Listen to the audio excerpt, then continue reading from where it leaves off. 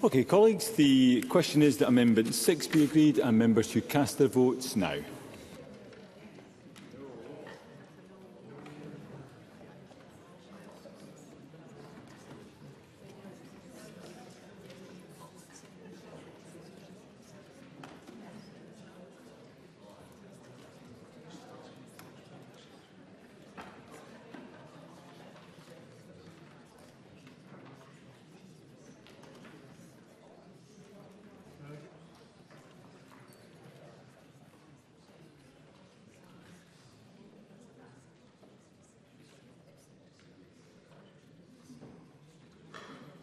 And the vote's now closed.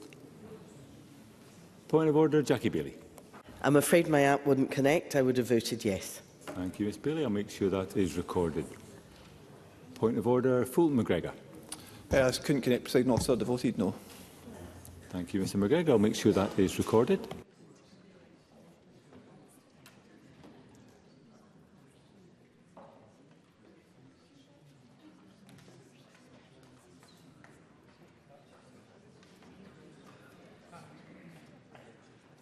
And the result of the vote on Amendment 6 in the name of Michael Mara is yes 47, no 67. There were no abstentions. The amendment is therefore not agreed. Call Amendment 7 in the name of Megan Gallagher, already debated with Amendment 6. Megan Gallagher, to move or not move? Moved. The question is that Amendment 7 be agreed to. Are we all agreed? Yes.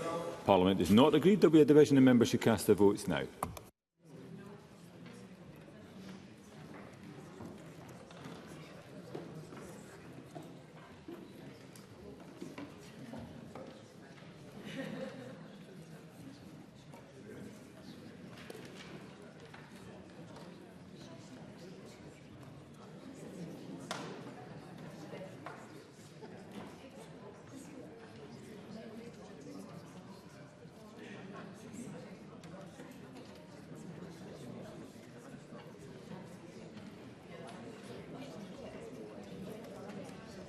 And the vote is now closed.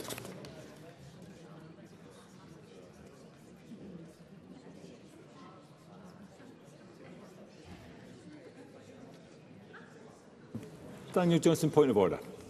My app wouldn't refresh in time. I would have voted yes. Thank you, Mr Johnson. I'll ensure that is recorded.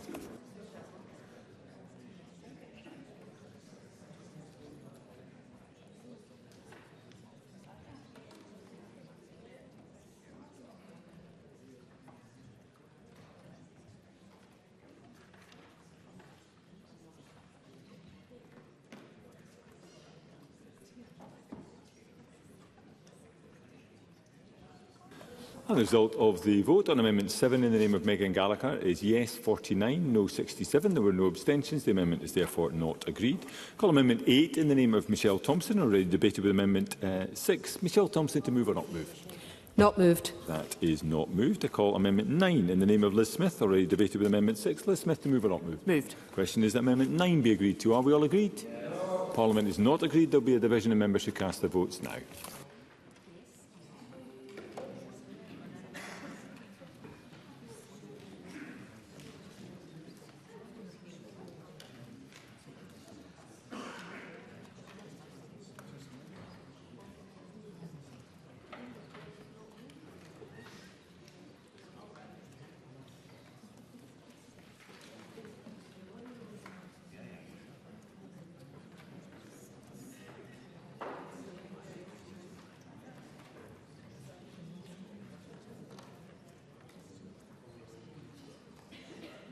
And the vote is now closed.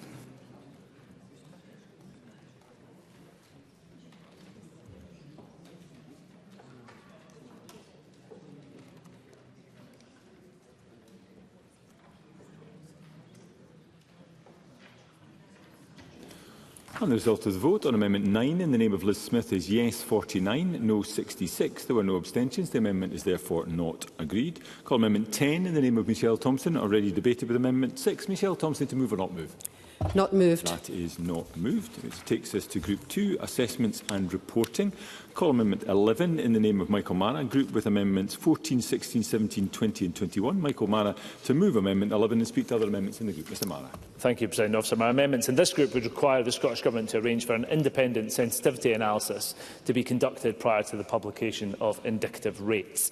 This is in line with the Finance Committee's recommendation in its Stage 1 report, which followed extensive engagement with the house building sector in Scotland, who are rightly concerned at what this levy could do to an already fragile market. Patrick Harvey's intervention earlier on, I think, said that he didn't believe that there was any evidence in the basis of the housing industry's intervention, so perhaps this will provide him with some data and evidence upon which he can base his opinions. I will not repeat much of what I said in Group 1 about the fragility of Scotland's house building market. It's well known to many of us and indeed many of our constituents, and not least the more than 10,000 children in temporary accommodation without a home to call their own. At Stage 2, the Minister took exception to the language around independent and competent expert in a previous version of this amendment, which has been updated in my Amendment 11 to allay his concerns. I hope members will see fit to support what I think is an eminently sensible amendment based on the work of the Finance Committee. I also speak in support of Mark Griffin's amendments, which would require the Government to assess and publish the likely impact of the levy on the housing emergency and on housing supply before it is implemented. Mark Griffin met the Minister recently to discuss these amendments. The Government argues that such assessments would be too complex given the fast-moving nature of the housing market. Well, we appreciate the Government's engagement. We do not accept the argument. If we are introducing a levy that may affect the delivery of new homes, we must understand its potential impact on housing supply during a housing emergency. Without that analysis, we cannot be confident that the policy will not have unintended consequences. The housing market is complex, but it is also one of the most heavily analysed sectors in the country. The Government regularly draws on such analysis in other areas of housing policy. That's why Mark Griffin's amendments link these assessments directly to the housing emergency and the all-tenure housing target. Their purpose is simple: to ensure that measures to fund remediation do not inadvertently undermine the delivery of new homes at a time when Scotland urgently needs them. I would urge all members to support all amendments in this group. And I move amendment in my name. Thank you. I call Mark Griffin to speak to Amendment 16 and other amendments in the group. Mr Griffin.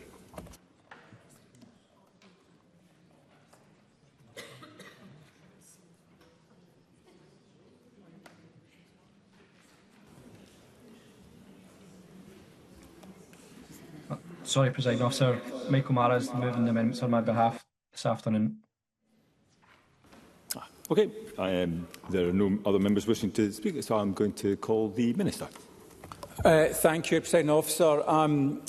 Talking to Amendments 11 and 14 in the name of Michael Mara, as I set out at Stage 2 when similar amendments were brought forward, I'm sympathetic to the aim of ensuring the Government is properly assessing the impact of its policies. However, I have already committed to undertaking and publishing an updated impact assessment of the levy ahead of indicative rates being introduced in June. And this will include more detailed analysis of how the levy will interact with parts of the sector, such as rural house building and small developers.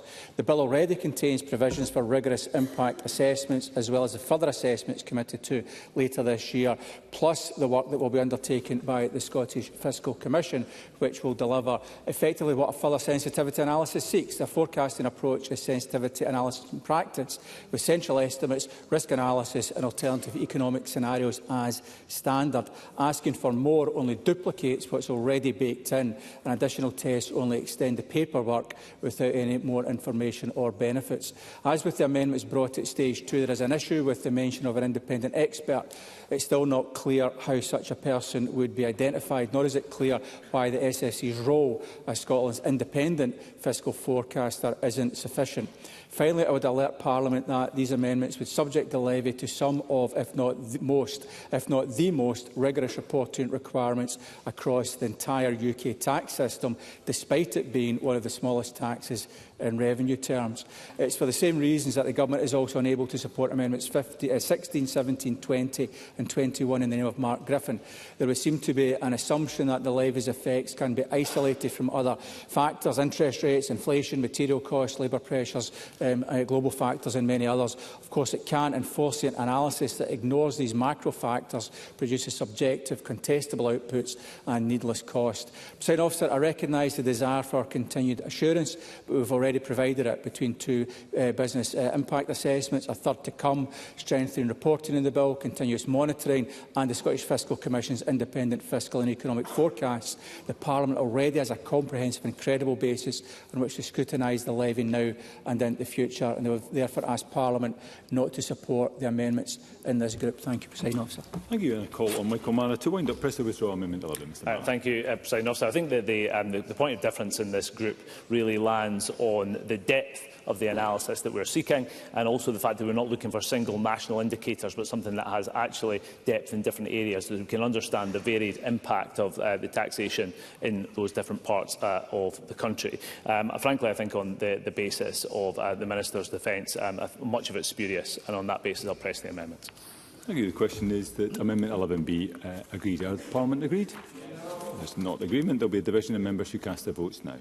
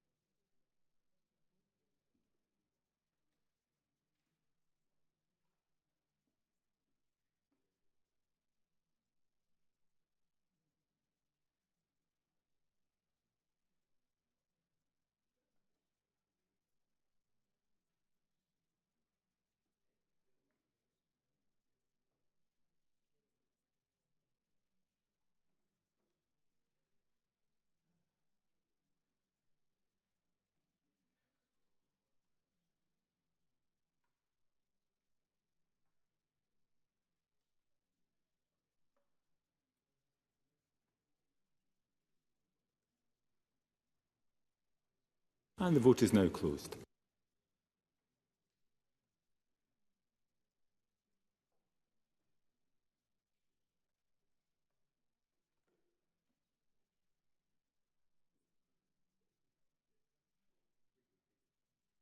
The result of the vote on Amendment 11 in the name of Michael Mara is yes 46, no 67. There were no abstentions. The amendment is therefore not agreed. Takes us to Group 3, Rate of Levy. I call Amendment 12 in the name of Michael Mara. Group with Amendment 13. Michael Mara to move Amendment 12 and speak to both amendments. Thank you, Presiding Officer. My amendments 12 and 13 seek to hold the Government to its commitment in relation to the 22-month period. I'm also keen to ensure a specific sequencing of events, which I think is absolutely critical. First, the independent sensitivity analysis should take place, and then the indicative rates should be published, because that pre-modelling is critical to the setting.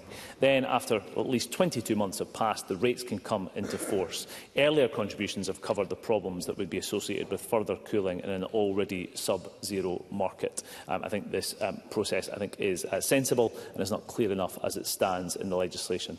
These amendments are intended to give the sector as much certainty as possible. There are more than 10,000 children living in temporary accommodation. We must ensure that the bill will not have a negative impact on them getting the houses that they need. And I move amendment my name. Thank you. And I call the Minister. Presiding Officer, I note that Amendments 12 and 13 are identical to the amendments Michael Mara lodged at Stage 2, which were voted down by the committee. Taken together, these amendments would introduce new statutory requirements around rate publication and impact assessment before levy rates could be set. As I set out at Stage 2, I am not persuaded that a mandatory 22-month notice period or the well-established practice of setting devolved tax rates and bands at the Scottish budget needs to be put on a statutory footing, nor am I persuaded that the levy needs to be subject to more stringent lane requirements than other devolved taxes, or indeed the UK Labour Government's Building Safety Levy in England. And neither the Finance and Public Administration Committee nor the Delegated Powers and Law Reform Committee recommended statutory duties to publish indicative rates or to make analysis a formal precondition to setting rates. And for these reasons, we we will be opposing these amendments. Thank you. Thank you. Call Michael Mara to wind up. Press to withdraw Amendment 12. Mr Mara. Thank you very much, Presiding Officer. I continue to support the premise of devolved taxation. I think that they should be appropriate to the situation in Scotland, and on that basis I will press the amendments in my name. Thank you. The question is that Amendment 12 be agreed to. Are we all agreed? Yes. Parliament's not agreed. There will be a division, and members should cast their votes now.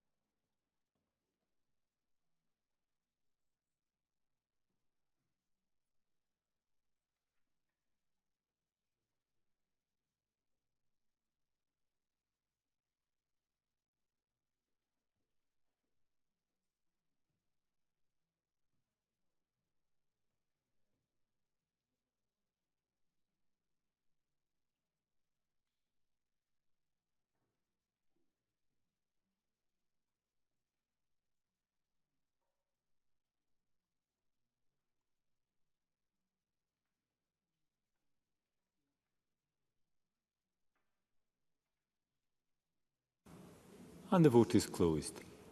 Point of order, Craig Hoy. Apologies, Deputy Presiding Officer. My app's frozen. I would have voted yes.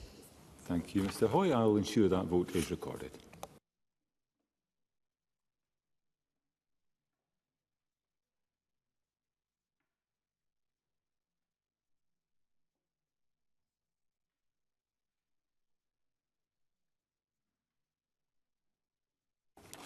And the result of the vote on Amendment 12 in the name of Michael Mara is yes 47, no 66. There was one abstention. The amendment is therefore not agreed. I call Amendment 13 in the name of Michael Mara. Already debated with Amendment 12. Michael Mara to move or not move? Moved. The question is that Amendment 13 be agreed to. Are we all agreed? Yes.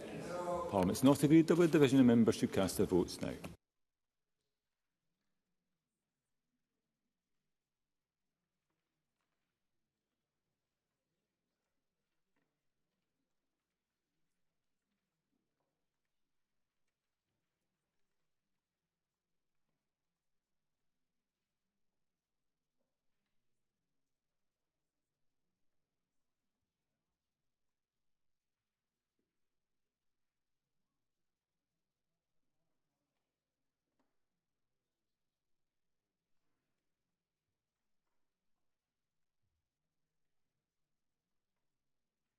And the vote is now closed.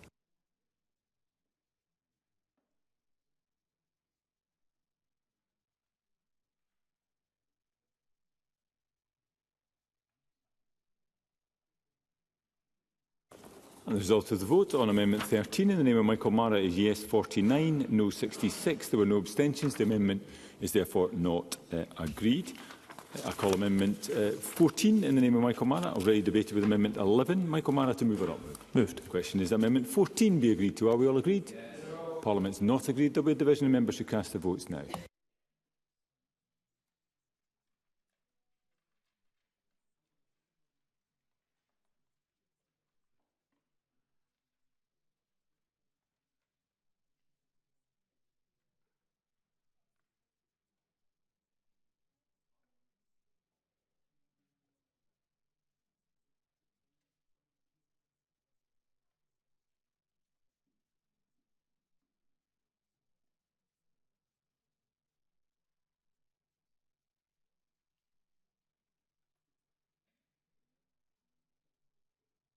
And the vote is now closed.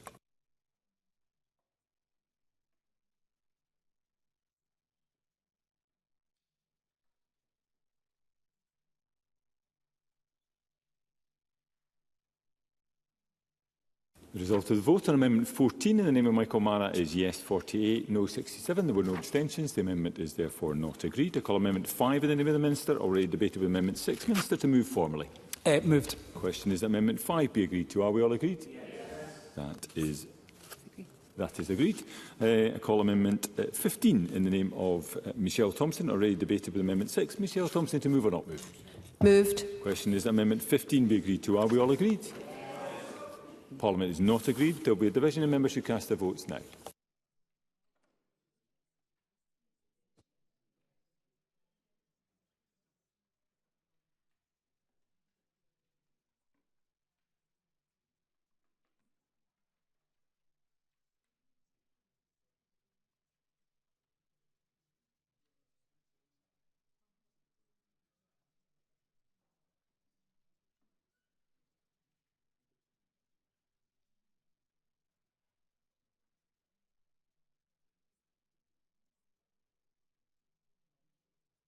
And the vote's now closed.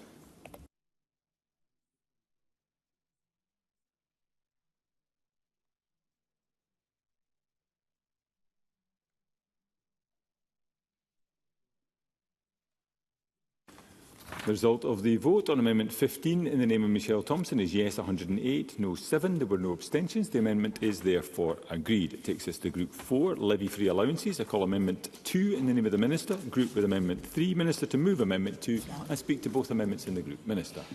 Presiding Officer, Amendments 2 and 3 in my name are minor technical amendments which do not affect the substance of Section 12 but ensure that the text of this section is updated in line with the non-government amendments passed at Stage 2. These amendments ensure that the 29-unit threshold for the levy-free allowance is enshrined in legislation while removing uncertainties caused by the duplication of definitions as currently set out in the bill. Thank you.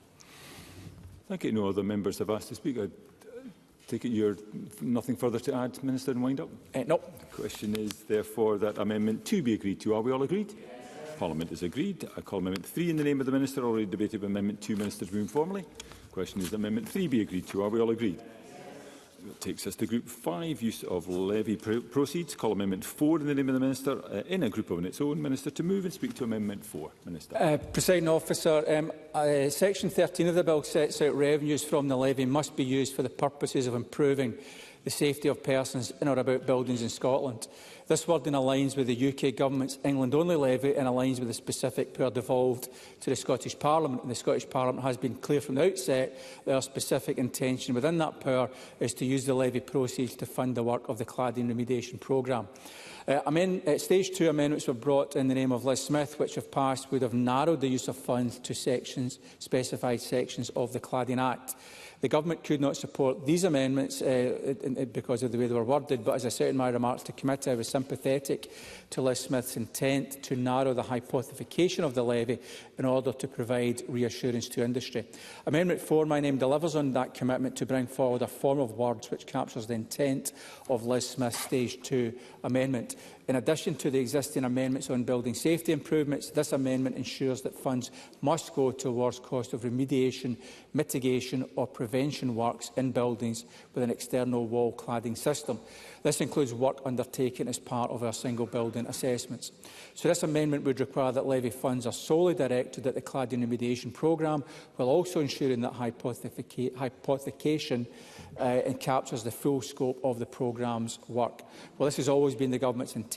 I hope that it delivers increased certainty to industry and further demonstrates the approach I have taken with this bill to constructively engage with and respond to issues that have been raised. Thank you, Presiding Officer.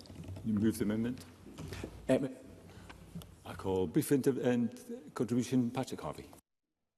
Thank you, Presiding Officer. I think the Government's position is that there is no chance, zero chance, that the levy will generate excess funds more than the cost of the remediation programme. I've got no reason to doubt that, and that being the case, I find it hard to see that there's a need or a real requirement to place this restriction on the face of the bill.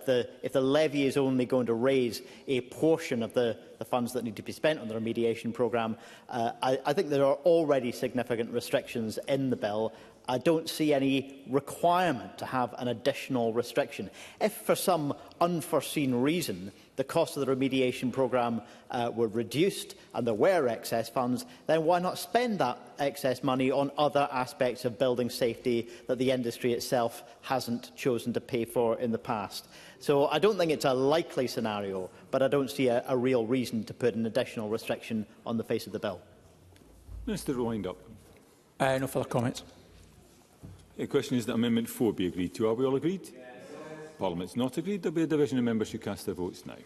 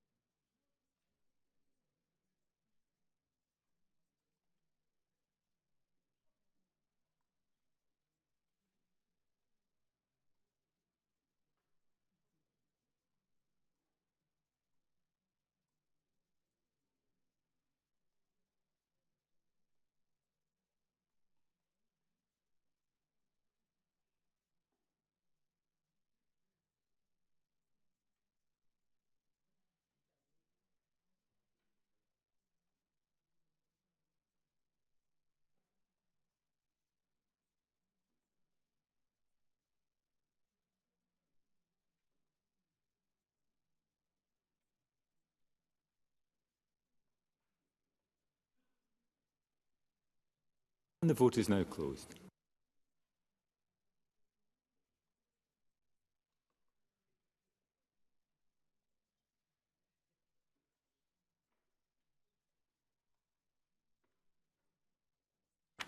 Result of the vote on Amendment 4 in the name of the Minister is yes 106, no 7. There were no abstentions. The amendment is therefore agreed. I call Amendment 16 in the name of Mark Griffin, already debated with Amendment 11. Michael Mann to move or not move. Thank you, Presiding Officer. I rise to speak in support of Mark Griffin's amendment and also to move them at this point. These were lodged and debated. I think you should have been speaking to them during the grouping. Apologies. You just need jumping ahead. You just need to move this. And I shall. Moved. You are not talking to the next group there, I think, Mr. Marr. The question is that Amendment 16 be agreed to. Are we all agreed? Parliament's not agreed. There will be division of members. Should cast their votes now.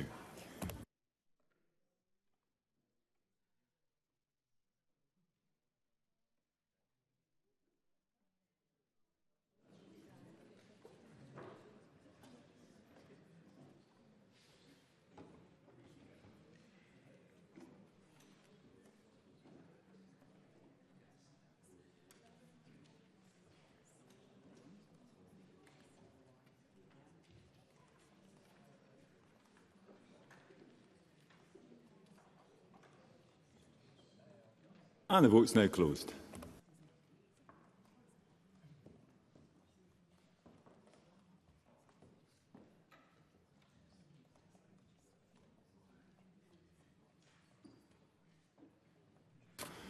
The result of the vote on Amendment 16 in the name of Mark Griffin is yes 49, no 66. There were no abstentions. The amendment is therefore not agreed. Call Amendment 17 in the name of Mark Griffin, already debated with Amendment 11. Michael Mann to just move or not move? Just moved. Question is that Amendment 17 be agreed to. Are we all agreed? Yes. Parliament's not agreed. There will be division of members who cast their votes now.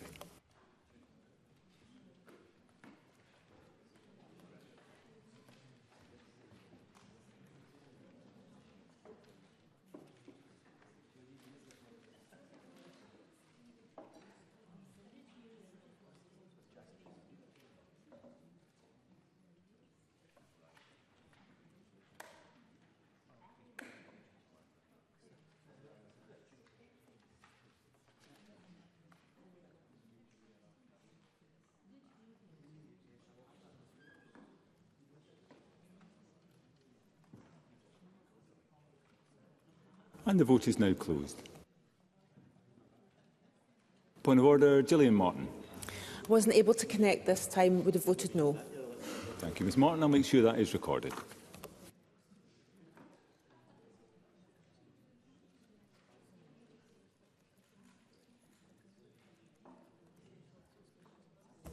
Result of the vote on Amendment 17 in the name of Mark Griffin is yes 46, no 67. There were no abstentions. The amendment is therefore not agreed. I call Amendment 18 in the name of Liz Smith, already debated with Amendment 6. Liz Smith to move or not move? Not moved. That is not moved. Takes us to Group 6.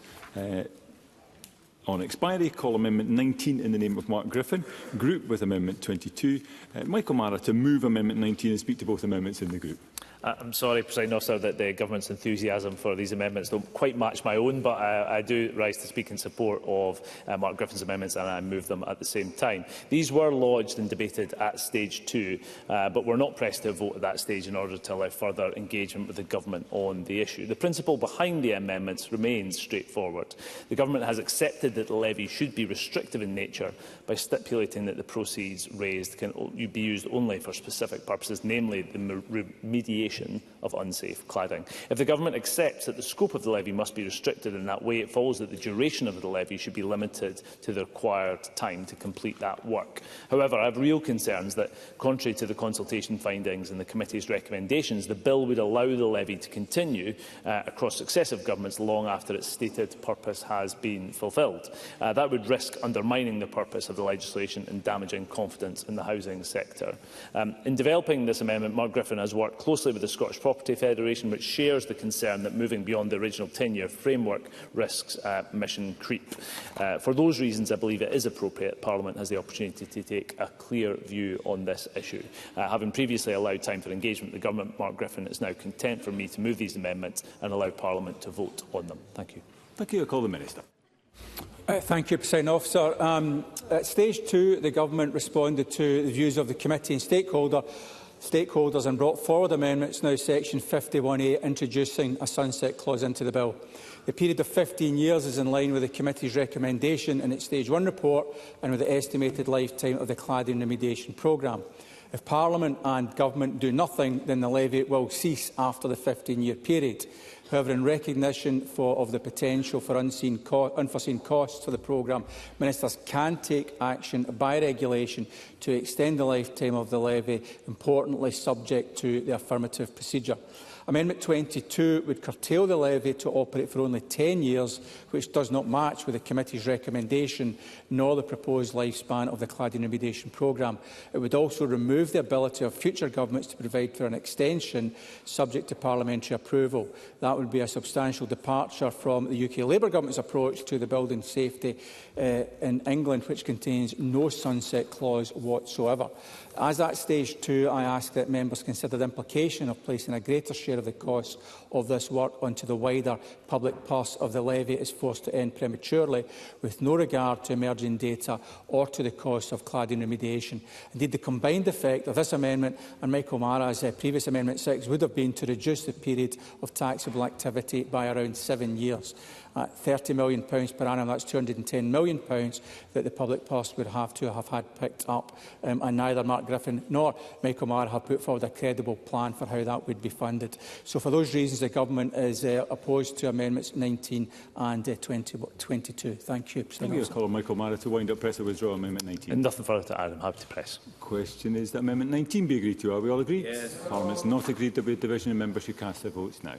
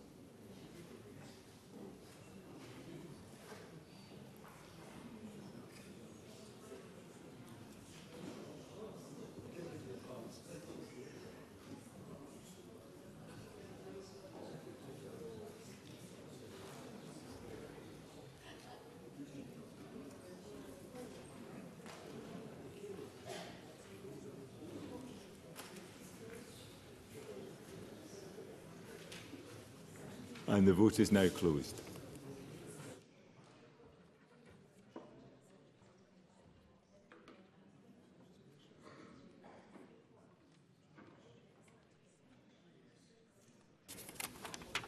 The result of the vote on Amendment 19 in the name of Mark Griffin is yes 50, no 66. There were no abstentions. The amendment is therefore not agreed. I call Amendment 20 in the name of Mark Griffin, already debated with Amendment 11. Michael Mara to move or not move? Moved. The question is that Amendment 20 be agreed to. Are we all agreed? Not agreed. There will be a division and members should cast their votes now.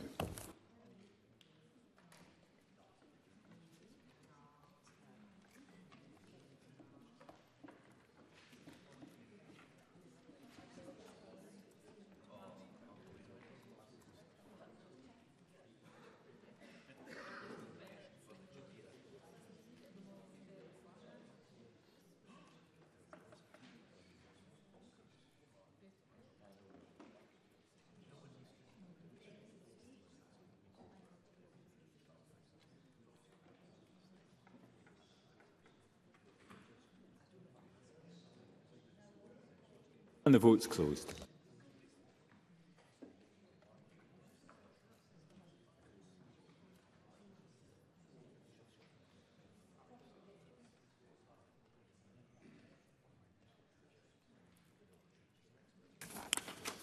Result of the vote on Amendment 20 in the name of Mark Griffin is yes 49, no 66. There were no abstentions. The amendment is therefore not agreed. I call Amendment 21 in the name of Mark Griffin, already debated with Amendment 11. Michael Mara to move or not move? Move 21. The question is that Amendment 21 be agreed to. Are we all agreed? Parliament's not agreed. There will be a division and members should cast their votes now.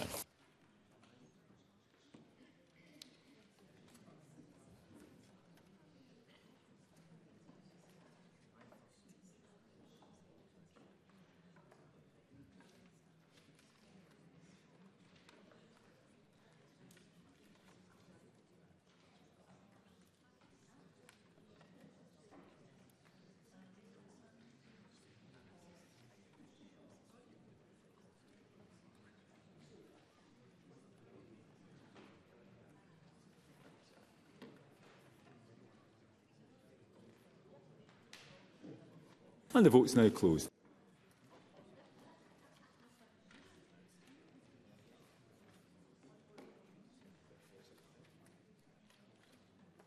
And the result of the vote on Amendment 21 in the name of Mark Griffin is yes 49, no 66. There were no abstentions. The amendment is therefore not agreed.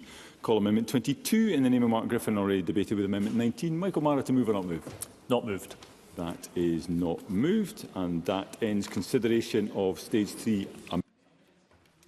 As members will be aware, the presiding officer is required under standing orders to decide whether or not, in her view, any of the provisions of the bill relate to a protected subject matter. That is, whether it modifies the electoral system and franchise for Scottish parliamentary elections. In the case of this bill, in the presiding officer's view, no provision of the Building Safety Levy Scotland Bill relates to a protected subject matter. Therefore, this bill does not require a supermajority to be passed at Stage 3. The next item of business is a debate on motion 21101 in the name of Ivan McKee on the Building Safety Levy Scotland Bill.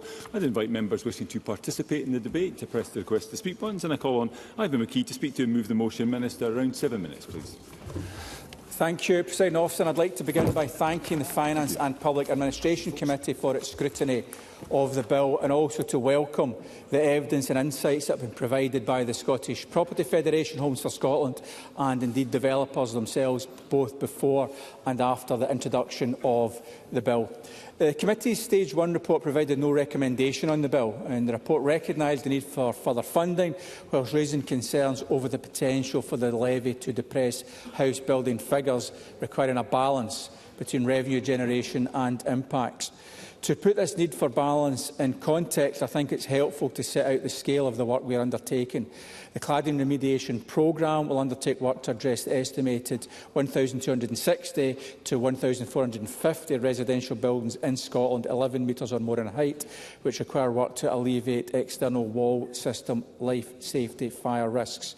Following its pilot phase, where critical Scotland-specific issues relating to assessment and consent were addressed, the programme is now progressing building assessments at pace, with grant offers issued to 473 buildings by the end of 2025. Over the next few years, the programme will significantly ramp up its activity in both assessments and remediation, in line with our 2029 target for every high-risk residential building over 18 metres identified with unsafe cladding to have been resolved. Sure. Michael Mara. I just wonder whether the Minister can confirm for us how many building remediations have been completed and whether he is satisfied with the progress rate. Minister. Well, as the member will know, there was a significant amount of work had to be put in place before the work commenced, but as I've indicated, that work is now ramping up, and so will the funding requirement. In the first year of the levy's operation, the spending review has allocated £115 million to cladding remediation. The Scottish Government has rightly stepped in to marshal the necessary work to protect and repair Scotland's housing stock and to ensure it's properly funded, and I'm sure members across this Parliament will be supportive of that work. Undertaking this vitally important work comes at a sustained and significant cost to the public purse. The programme's costs are currently forecast to be between £1.7 billion and £3.1 billion over the expected 15-year lifetime of the programme. Faced with the need to ensure Scotland's public finances are sustainable, the Government is proposing through this bill that a contribution to these costs is made by the residential property development industry, just as the previous Conservative and current Labour governments have done in England. Over its 15-year lifespan, the levy will raise an estimated £450 million for the programme, meaning the levy will only form a contribution to the overall funding requirements. To those that have called for the levy not to be introduced, I think they would have to be honest about the consequences for future Scottish governments in terms of higher taxes borne by the general public, or less money for hospitals, schools, roads, or indeed less money for affordable housing. Presiding Officer, I've looked to ensure balance as far as possible and to ensure that any costs arising from the levy do not restrict the supply of house building. When introduced, the bill contained protections for those part of the sectors which could be most impacted, including exemptions for social and affordable housing, for island house building and an annual levy-free allowance to protect Scotland's small and rural house builders. With thanks to views from members and stakeholders, the bill has been amended at stage 2 to increase the levy-free allowance to 29 units, which will remove around 85% of developers from the scope of the levy entirely. This supports a healthier and more diverse house building sector. The universality of the allowance also ensures that medium-sized developers will see a sizeable share of their activity exempted, strengthening their capacity to invest in future projects. And the increase of the unit threshold to 29 units will also benefit development in rural areas, removing up to 89% of units from the levy in classes 4 and 6 of the urban-rural classifications, depending on developer behaviour. Also included in the bill at stage 2 is a duty for ministers to introduce a minimum 15% discount on brownfield development, which will ensure the additional costs of building on previously development land are taken into account. Moreover, the bill includes delegated powers to allow for further exemptions and reliefs to ensure the levy maintains pace with an industry that is subject to a wide range of external factors. As I set out into stage 2 amendments, the Scottish Government will consult on proposals for a brownfield relief of at least 50% and a further relief for conversions. We will also use the opportunity of consultation to consider other support measures, such as payment flexibilities for build-to-rent or purpose-built student accommodation developments. Through further engagement with our industry partners, this Government is committed to getting that balance right. Ensuring the levy remains frictionless and fit for purpose requires reporting and reviewing mechanisms. That's why the bill contains provisions for reports on the operation of the levy at least every 3 years. The changes brought forward by the Government and agreed by the Committee at stage 2 mandate clear periodic reporting that ties spending directly to the cladding remediation programme, giving industry confidence in the operation of the levy. And the Parliament asked for stronger reporting provisions, and the Government heard that and acted, and I'm pleased that these amendments were approved. Presiding Officer, I note the concern that some stakeholders this bill is in contravention of the housing emergency. Our housing emergency action plan sets out that a safe, warm and affordable place to call home is central to a life of dignity and opportunity. Homes impacted by unsafe cladding cannot be said to meet this criteria, and as the revenues raised will be spent on efforts to rehabilitate existing stock, the levy is indeed intended to support the alleviation of the housing emergency rather than exacerbate it. Given the scale of the funding challenges and the need to minimise any disruption in house building, the levy is a small but necessary contribution to the remediation of Scotland's cladding-affected housing stock. Paul Sweeney. Sorry, thank you. Thank the Minister for giving way. I would like to just reiterate the point about concern of built heritage concerns. We already know that the VAT is a major impediment on development of derelict listed buildings. We know that business rates exemption relief being removed is another impediment. Can the Minister really take close note of how this could affect the viability and the conservation deficit faced by heritage building renovation projects? Minister. Absolutely, and the member obviously aware that VAT is the responsibility of the UK Labour Government, but in regards to the points he made, we're absolutely seized by the need to consider the impact on historic and indeed all conversions and indeed on brownfield, and that's why the reliefs that are in there are set at a minimum of 50%, and there is scope to increase those further than that. As I mentioned earlier, I asked that members consider the implications to public spending of the lifetime of the programme were this levy not to be agreed to, and remind them that there will be ample opportunities to review the levy's operation over its lifetime. So I move the motion in my name and urge members to vote to pass the bill. Thank you, Presiding Officer. Thank you. And now call on Liz Smith. Thank you. And, Presiding Officer, I want to say something that I said at the start of my stage 1 speech. and that is the fact that nobody could possibly doubt the very far-reaching implications of the most appalling human tragedy at Grenfell Tower in 2017, nor the importance of ensuring that nothing like that can ever happen again. So it is absolutely right that measures are put in place to improve building standards, especially so that the people who are engaged in the new build sector fully recognise and adhere to their responsibilities. And it's also right that there is a legislative process to ensure that for the future. However, the question that we as parliamentarians still continue to face is whether this bill, this levy, is the right procedure. And for Conservative members, and I suspect several members in other parties, there have been serious doubts. Not because improving building standards is not the right thing to do, but because the evidence that has been taken throughout from witnesses and stakeholders has expressed considerable concern, including the fact that far too much of the important detail could actually be left to secondary legislation. As colleagues know, the point was made in the Stage 1 debate that it is unusual for a committee not to fully endorse the general principles of a bill. However, on that occasion, it didn't endorse them, and that, I think, was for good reasons, because there was concern about the extent of the negative externalities. As the convener said at the time, the major issue was the likely impact on the housing market itself, which, as we all know, has already been facing significant challenges for the way that Michael Mara set out earlier.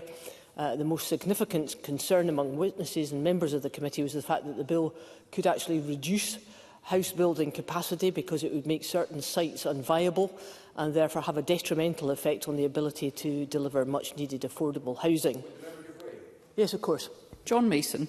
I thank the member for giving way, but I think it was her Conservative government who actually brought the equivalent legislation in England, where presumably it would have a similar effect. Would it not have been better, really, if we just put a bit more on corporation tax?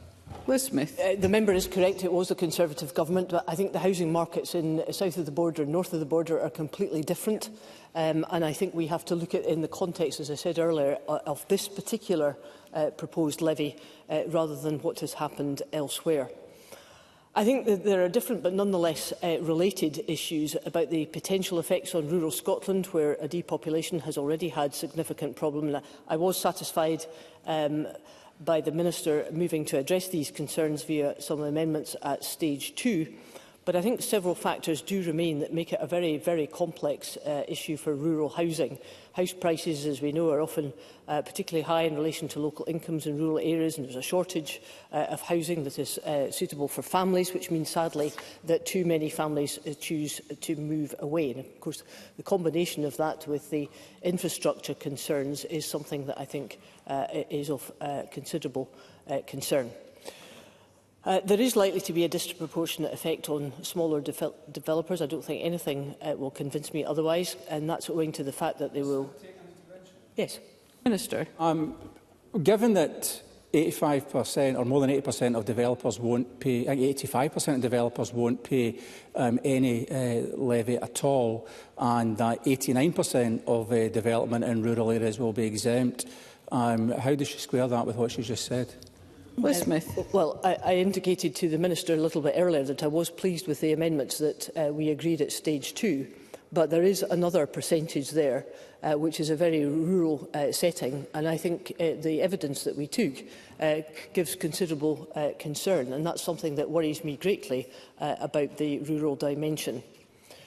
I think when we sum up, Presiding Officer, I think the thing that bothers me most about this is that we have had a very extensive engagement about this bill, and I believe from the Finance Committee angle, I think there was a high percentage of concerns amongst the stakeholders providing evidence to us that were really pointing to the fact that this could have a detrimental impact on an already troubled housing market. And it's the uncertainty, I think, that many of them are pointing to. The fact that contracts for the purchase of land for development often happen years in advance, and that the uncertainty surrounding the effects of this bill are making things much more difficult. Now, they welcome the Scottish Government's decision to delay the implementation of the levy, but they are clearly pointing out that this doesn't solve the entire issue of uncertainty. Presiding Officer, no one likes to be paying more tax, least of all the building sector, But we continue to harbour concerns that the behavioural change which is likely to result from this particular levy will be harmful to a key sector which is tasked with infrastructure development and therefore with stimulating economic growth. Now, we acknowledge that the Minister listened to the concerns of the committee at stage 1 and that he brought forward some helpful amendments at stage 2, but for the Conservatives there are still deep-seated concerns. Thank you. Thank you. And I now call on Michael Mara. Thank you, Presiding Officer. On 4th September 2024, John Swinney said this: "Keeping residents and homeowners safe is our priority, and we are taking action to protect lives by ensuring that the assessment and remediation of buildings with potentially unsafe cladding is carried out." At that point, 7 years on from the Grenfell disaster, in which 72 of our fellow citizens perished, remediation had been completed on precisely 0 buildings in Scotland. Based on the latest statistics available from November 2025, and the Minister refused to demur from these statistics today, that figure still stands. 8 years and 9 months on, not a single building in Scotland has been completed. By contrast, in England, 1,938 buildings had been completed by November 2025. That is an utterly shameful record of incompetence from this government. But the reason that the work has not been completed on a single building in Scotland is not because we do not have a building safety levy. The Scottish Government had failed to spend even a fraction of the near £100 million provided by the UK Government for the purposes of cladding remediation. And the Scottish Government has now admitted that those funds intended for cladding remediation were used to fill other budget gaps across government. So it's up to the SNP government to explain why it has taken so long to act, leaving people in Scotland at risk of fire and death in their own homes. And if we wound back the clock to the day after the Grenfell disaster on June 15th, 2017, I don't think we could possibly imagine that we would be in this position as a country. There are specific structural differences in the housing and building sector in Scotland which make remediation challenging. That is without dispute. If the SNP wants to do something to speed the process up, then those are the areas where legislation could be brought and which we should be looking at as a Parliament. An additional tax on house building will not change any of that. None of it. Critically, this tax comes at the worst possible time. But Scotland is still in the grip of the SNP-made housing emergency, acknowledged by this government nearly 2 years ago, but frankly, precious little has been done about it since then. More than 10,000 children are still stuck in temporary accommodation. House building rates are at record lows. It's estimated this levy will add an additional £3,500 to the cost of building a new home. In evidence to the committee, house builders were clear that it will render house building anywhere outside Edinburgh and the Lothians unviable. That's the repercussions that nobody on the government benches, or the Green benches in particular, seem to be willing to tackle. And in an unprecedented step, as Liz Smith has said, the Finance Committee made, on that basis, no recommendation on the general principles of the bill. That gives a clear indication about the very serious misgivings that the committee had about the viability of the levy in its current form. And I'm sorry to say the bill has not been greatly improved by amendments at stage 2, or certainly today at stage 3, with the Minister refusing to support many sensible amendments which sought to analyse the levy's impact on the house building market and introduce exemptions in specific cases. The Minister has repeatedly failed to commit to the independent sensitivity analysis on local areas which the Finance Committee recommended and about which multiple members lodged amendments. That does not give confidence to Parliament, the sector, or the thousands of Scots without a home to call their own, that this SNP government takes seriously the mess it has made of Scotland's housing system and the further damage that this levy could do if it is not very carefully introduced. Thank you. I now call on Patrick Harvey. Thank you, Presiding Officer. I'd like to just begin with a wee reminder of why this bill is necessary. It's necessary to ensure that the house building industry collectively puts right the failures for which it is collectively responsible. because it can't be relied upon to do so itself. It would be fundamentally unjust if the failures of the house building industry all fell on the public purse to clear up. Now, are there other options than a levy to do it? Well, it might be satisfying. I'd certainly find it satisfying if we could go after the specific developers who've caused the most problem. But we all know that that's not realistic, because the most irresponsible of them will be long gone. It's possible that in principle an insurance scheme might work, but it would need to have been in place for many, many, many years in the past. It wouldn't be workable to introduce that now. So a levy is the option that's going to work, even if it wasn't for the case of trying to align with other UK nations. A levy is clearly a more effective way of doing it. And it does baffle me that some people are arguing that we need more and more rapid progress on the remediation programme, but we don't want the money from a levy in order to pay for it. This is the responsibility of the industry, and they have a responsibility to pay for it. A levy is a mechanism to ensure that that happens. Now, the housing emergency is undoubtedly something that we need to respond to. I'll make a little progress, and I'll let Mr Mara in a moment, because I'm responding specifically to some of his comments. The housing emergency should not be presented only as a numbers game. Numbers of new builds do matter, but so does quality.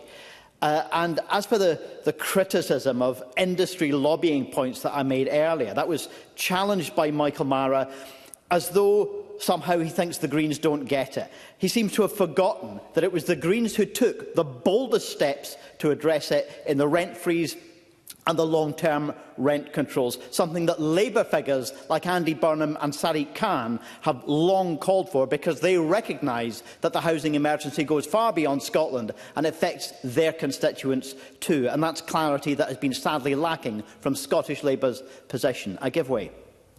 Michael Mara. Appreciate the member giving way. Would you recognise, though, that housing completions are at a record lows, the lowest level since records began, and that supply is absolutely critical to making sure that people have houses that they can buy or rent and, frankly, to live in?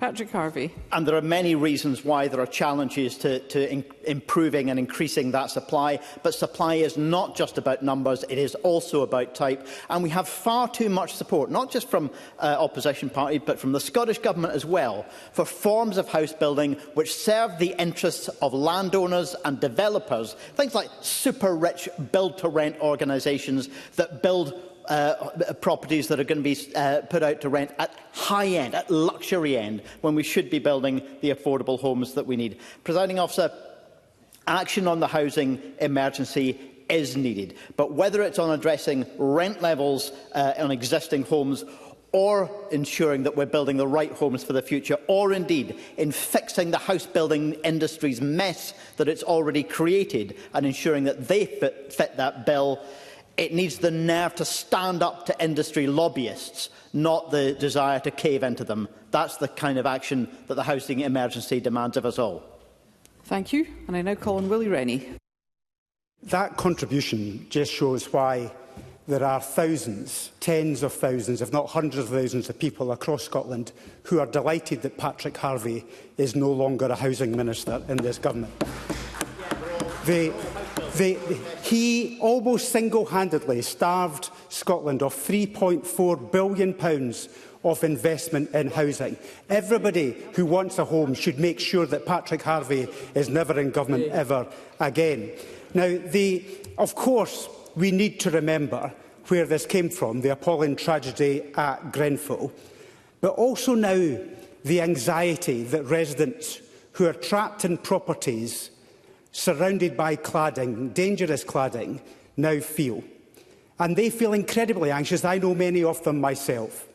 And that's why I feel particularly strongly that this government has put us in this bind today, by introducing a bill that has been so flawed that they have had to introduce such extensive exemptions on numerous sectors that undermines the very bill that it's trying to introduce itself.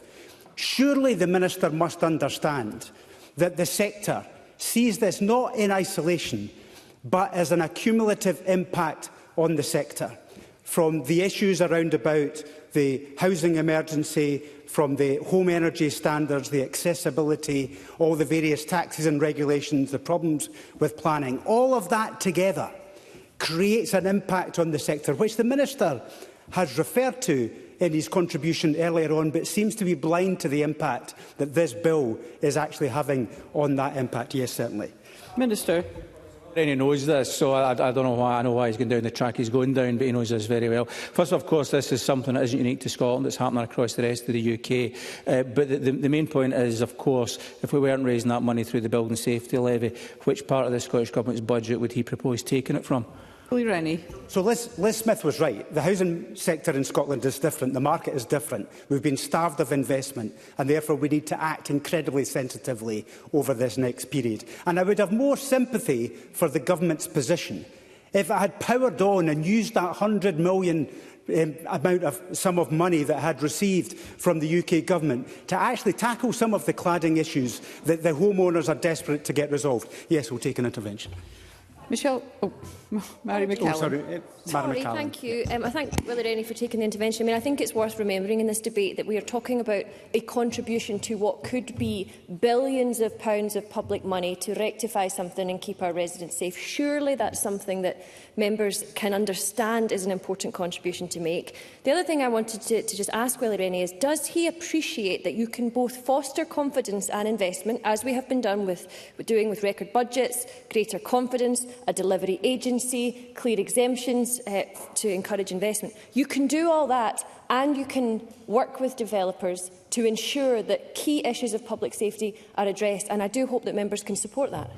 Willie Rennie. Look, I understand some of the changes that have been made, and I've welcomed some of the changes that have been introduced, but it is still incredibly sensitive. We don't have the investment that the changes are designed to bring. We don't have that yet, and that's why acting carefully must be the first priority, and therefore that's why I would urge caution with the government. It shouldn't be charging ahead, because what the sector sees is a government that's more interested in taxing than it is actually on delivering the programme.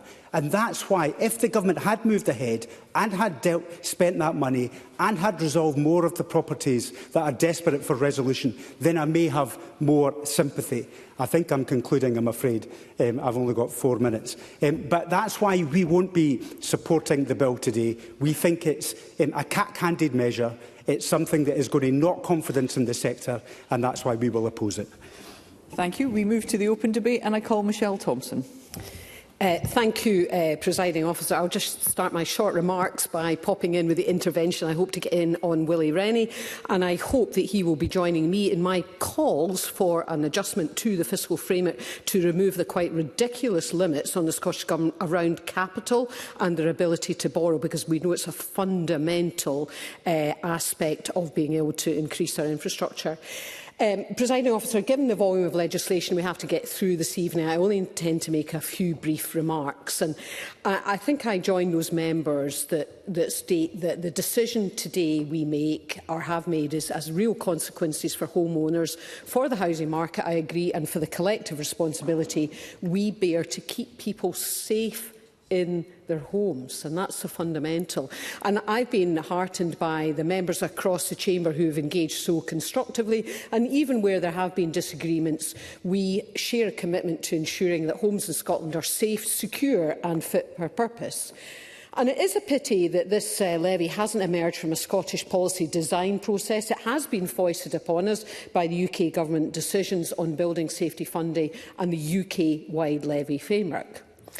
That said, whether we agree with the framework or not, Scotland must respond, because doing nothing risks leaving homeowners and local authorities without the mechanisms needed for remediation. And I agree that for many homeowners, the uncertainty that they've been required to live for must have been extremely difficult. So we can't lose sight of the human stories behind that, not just uncertainty, financial worry and a loss of confidence in what should be their safest space, their home. So, whatever disagreements about funding, with the need to complete remediation is unquestionable, and I fully accept it is going to cost billions over a multitude of years. I recognise, as part of my role in the committee and this debate, the concerns from members, developers and the wider housing sector. And I think it is fair to recognise that the current market faces rising costs, tightening supply chains, pressures on affordability, and therefore introducing a levy at this moment isn't ideal. And I think the government themselves recognise that. And I do recognise and accept that the government will monitor and mitigate any unintended consequences on supply and affordability.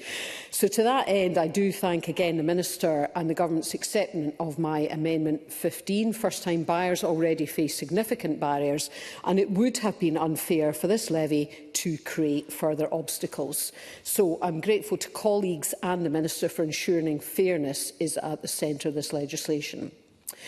This Parliament didn't choose the circumstances surrounding the levy, but we can choose a responsible response. With safeguards secured and a commitment to monitoring impact, we can take a step that protects homeowners, advances cladding remediation and avoids, where possible, undue burdens on those entering the housing market. I'll therefore support the bill and urge all colleagues to do the same. Thank you. Thank you very much. I now call on Michael Mara to wind up. Thank you. Thank you very much, Presiding Officer. On these benches, we are unequivocal that the horrors of Grenfell must never be repeated. It is incumbent on governments across these islands to ensure that people have safe homes to live in, that lives are not needlessly lost through the neglect of government and of industry, who failed in their duties to the 72 residents of the Grenfell Tower. I think Patrick Harvie actually set out in this start of his contribution many things that I actually agree with in terms of where responsibility in those areas lie, in terms of the culpability around that, and we've had a public inquiry that's drawn the conclusions of that starkly. But I would have to say that to take that step further and then seek, in our own context, to demonise anybody who's involved in the building of houses as some kind of malignant force in Scotland, I think is a jump far too far. And I think I'll let him in 1 second. I think within that, there's the issue of some of the language that's been used around this bill, around a polluter pays principle. Because, of course, there are members of the house building industry in Scotland, small family firms, for instance, who have never built a building above 2 storeys, who have never taken on any of the projects that are involved in this, and who are worried that they will be affected by the general levy across the sector. So I think it's right that we try and make sure that we get the language of the specific Scottish sector correct in this regard. I'll take Mr Harvie. Patrick Harvie. I agree with him. We should be careful about our language. Now, I think suggesting that I've demonised anybody involved in the house building industry is a hyperbolic use of language, to be honest. But does he accept, even if he doesn't support this specific levy, does he support the principle that the house building industry needs to pay at least a significant portion of the cost of the remediation programme? And what alternative mechanism does he propose to ensure that they do so? Because they won't do it voluntarily. Michael Mara. Mr Harvie will be aware that there are already taxes placed, specific taxes in this area, on the house building industry. And the Minister is right in when he sets out that we have a challenge in funding the large gap between what the requirements in Scotland and what we require to raise, and we have to find vehicles to do that. I would say to Mr Harvie, I think that the nub of this debate today has been about whether, in the current circumstances of a housing emergency, which he has some culpability for, the mismatch between the need to actually raise that money and the vulnerability of a housing sector, which is in a terrible state. An absolutely dreadful state. So we also have to make sure that within that we don't lose sight of the fact that there are 2 forms of social good within this. Yes, there is safety for people who are in high-rise buildings that require remediation, but there is social good in people having decent houses to live in as well. That children, over 10,000 children, a record number in Scotland, should not be living in a temporary accommodation. So we have to have a housing market that works. It's absolutely critical in that regard. So, and Ivan McKee, not McGee, Ivan McKee's points in this area. I think it's slightly odd that the Minister seems to be incapable of understanding that we should have Scottish answers for Scottish problems. He's through stage 2 and stage 3. He's been very keen to talk about what the Labour government is doing elsewhere in this policy area. My job here, the job of this Scottish Parliament, is to come up with answers for Scotland that are specific to the Scottish challenges that we face. And that is the position that Scottish Labour takes in this instrument that we're looking at today. It's absolutely critical that we need to make sure that we do deliver the right resources to make sure that we can get this work done, and we have to do that timeously. Yes, I'm happy to take the intervention. Cabinet Secretary. Thank you, Presiding Officer. I agree with Michael Mara that we have to find the right resources to do that, but with some that will apply to the public purse of billions of pounds, I can't understand why he doesn't see that this is a reasonable contribution to make, and I wonder how he will explain to the people he represents that he wasn't willing to vote for something that made sure that remediation could progress and alleviated the significant pressure on the public purse that the programme requires. Michael Mara. I would say to the Minister, quite gently if I can, that there's £100 million that came to the Scottish Government to actually spend on remediation programmes. The Government has not applied that to remediation. They have spread it across other parts of their budget to fill the gaps and holes in that regard. The management of the capital programme in this country has been a disaster for years, and frankly they should reflect on that. And on that basis, Presiding Officer, I close. Thank you. I now call on Megan Gallagher. Thank you, Presiding Officer. When we first debated the Building Safety Levy Scotland Bill, I said that I would not support legislation that risks further damaging Scotland's housing sector. Stage 2 and Stage 3 today was the chance to fix this bill. That opportunity was missed, and the Scottish Government, in my view, has not engaged in the way that it should have done constructively with all parties regarding issues that have not just been raised from sectors, but in terms of house builders and homeowners who have been impacted by cladding. And as a result, the Scottish Conservatives will not support it at decision time.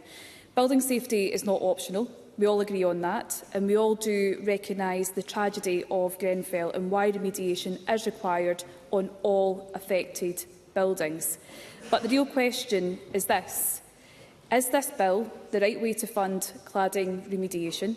Or is it yet another knee-jerk response from a government that has failed to act with pace and properly? In my view, it is the latter. And the issues that Michael Mara raised demonstrates why we are so far behind the rest of the United Kingdom. £100 million used to fill other budget gaps. That's utterly shameful. And he's right. This has nothing to do with a proposed new levy. It shows the Scottish Government's own incompetence. I think I've got two interventions. I think Ben McPherson was first, so I'll let him in first. I thank Megan Gallagher for taking the intervention, and on behalf of many of my constituents who've been affected by the challenges with cladding remediation, does she, on behalf of her party, take any responsibility for the fact that her UK government at the time was so unresponsive and unconsiderate about the fact that Scotland had a different property law system and that this caused significant delay in remediation here in Scotland? Megan Gallagher. I genuinely believe that Ben McPherson's own constituents would wonder why his government has refused to spend a penny of the £100 million that was meant to be used for cladding remediation and didn't. So I think Ben McPherson should reflect on that. Another point that I want to raise is Willie Rennie, because he spoke about the intense pressure of our housing sector and how they are feeling at the minute. When the Minister raises what should be cut to fund remediation of cladding, Willie Rennie is right. We need to tread carefully. We need to build the confidence with the sector, and we need to secure that investment and use the £100 million that should have been used in the first place to kick-start the cladding remediation. This is what the Scottish Government should have been doing years ago and has failed to do it. Homes for Scotland and the Scottish Property Federation have repeatedly warned that this levy will not simply be absorbed. It will hit viability, it will stall projects, and it will reduce the number of homes that could potentially be built, all whilst we're in the middle of a housing emergency. Why would this government risk fewer homes built, fewer affordable homes at that, and fewer jobs across the construction sector. During scrutiny at Stage 2 and Stage 3, Michael Mara and I proposed what I believe to be sensible, targeted amendments to protect projects already underway that reflected a simple, established principle. Developments should be judged by the rules in place when they begin, not hit with new costs after significant investment has already been committed. Those amendments have been rejected, and in doing so, the Scottish Government has ignored industry warnings and chose not to mitigate the very risks it has been repeatedly warned about. And we've seen this before, particularly when it comes to housing. The same mistakes, the same refusal to listen, and yet the same consequences. Presiding Officer, talking about lack of progress, I previously raised concerns about conflicting letters sent to homeowners affected by cladding. I have now received a response from the Cabinet Secretary for Housing, of which I am thankful for, confirming that there was indeed a disparity. Yet the Government claims that these letters do not guarantee funding. But that's not how the two letters that I have in front of me right now read. One implies certainty, the other creates doubt. That's two different messages, no clarity, and it's homeowners who are paying the price. People are stuck, unable to sell, unable to move on. Properties sit on the market for months, offers fall through, buyers walk away, not because they want to, but because they cannot risk the uncertainty. Who can blame them? There is no guarantee that remediation costs will be covered, only confusion, concern, and that looming question of personal liability. So what does this bill deliver? It's a levy that will slow development, a policy that will reduce housing supply. I think I'm in my last minute, Cabinet Secretary. I'm in my last minute. Apologies, because I would have taken it. A policy that would reduce housing supply, and a government pressing ahead despite clear warnings from the very sector it depends on.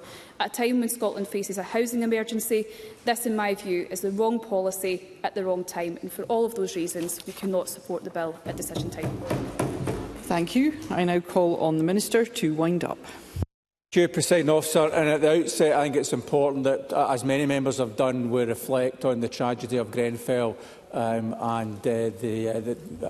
the reason why we find ourselves in a position to take forward this remediation work in the lives that were sadly lost at that time.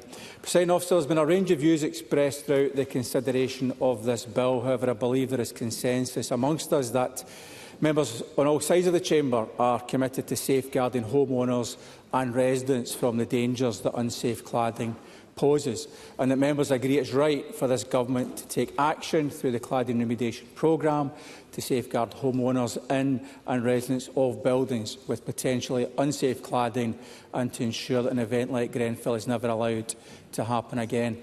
And as the programme ramps up its pace, the conversation, of course, must turn to how we fairly fund this vital work.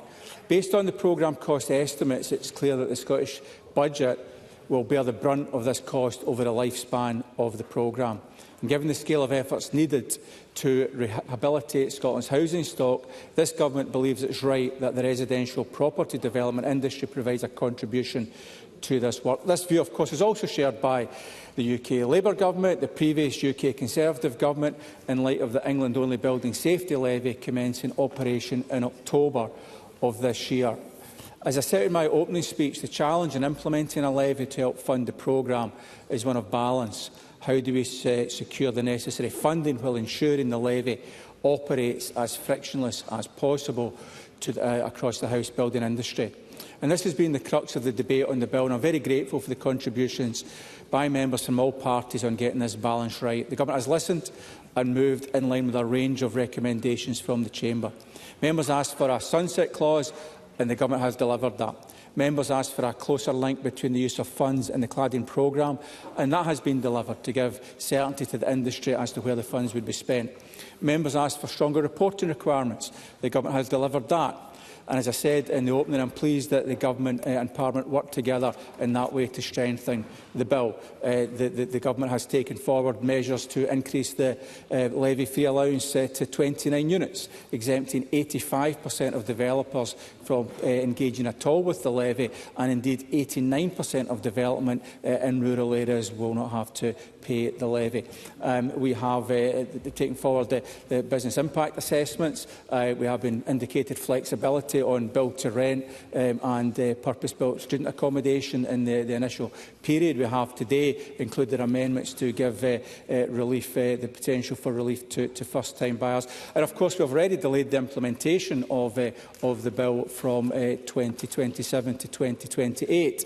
As indicated earlier, that's almost 2 years later than the equivalent levy being implemented in England. So I say we take considerable steps from listening to industry and listening to others to make reflect on their concerns, to make the bill reflective of the issues that industry and other stakeholders have raised with us.